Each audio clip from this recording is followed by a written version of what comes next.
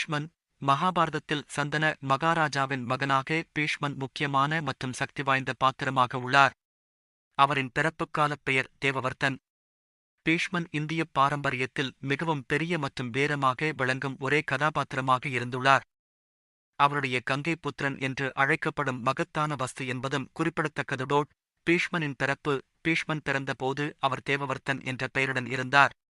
அவர் அஷ்டவசுக்கள் எனப்படும் 6 சக்தி வாய்ந்த தேவதைகளின் குழுவின் ஒரு உறுப்பினராக இருந்தார். அஷ்டவசுக்கள் என்றால் இந்திரன் மற்றும் விஷ்ணு போன்ற தேவர்களுக்கு உதவி செய்வதற்காக பயன்படுத்தப்படும் தேவர்கள். அவர்கள் புவியில் மனிதர்களாக பிறந்தவர்கள். ஒருநாள் அவர்கள் காட்டில் பயணம் செய்து கொண்டிருந்த போது அவர்கள் காமதேனு எனும் ஒரு புனிதமான ஆடுகளைக் காண்கிறார்கள். அது வசிஷ்டாசாரியரின் ஆசிரமத்தில் இருந்தது. அந்த ஆட்டினை அவர்கள் திருடி எடுத்துச் சென்று தங்களுடன் கொண்டு சென்றார்கள்.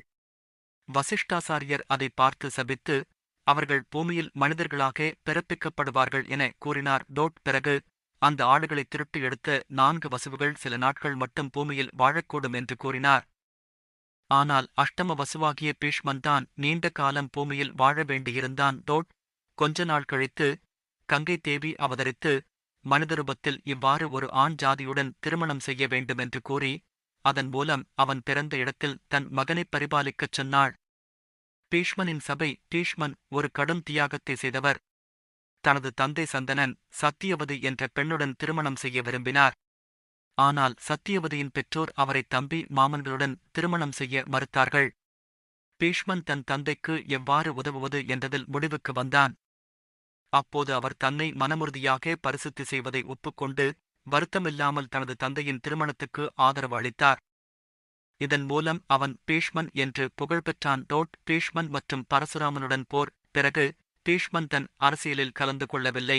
ஆனால் பல்வேறு சமுதாயங்களைக் கொத்தடியில் அம்பி, அம்பிகா, அம்பாலிகா எனும் மகளிருடன் திருமணம் செய்யத் துவங்கினான்.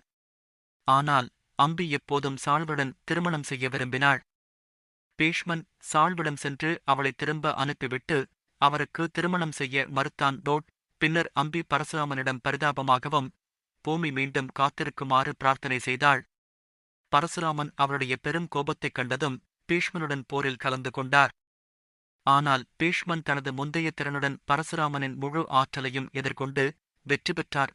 பீஷ்மனின் கடைசி பரிசு: இறுதியில் பரசுராமன் பீஷ்மனுக்கு நீ எப்போது வேண்டுமானாலும் உன்னை விடுபடுத்தலாம் என்று கூறி அவரை கலந்து கொண்டார்.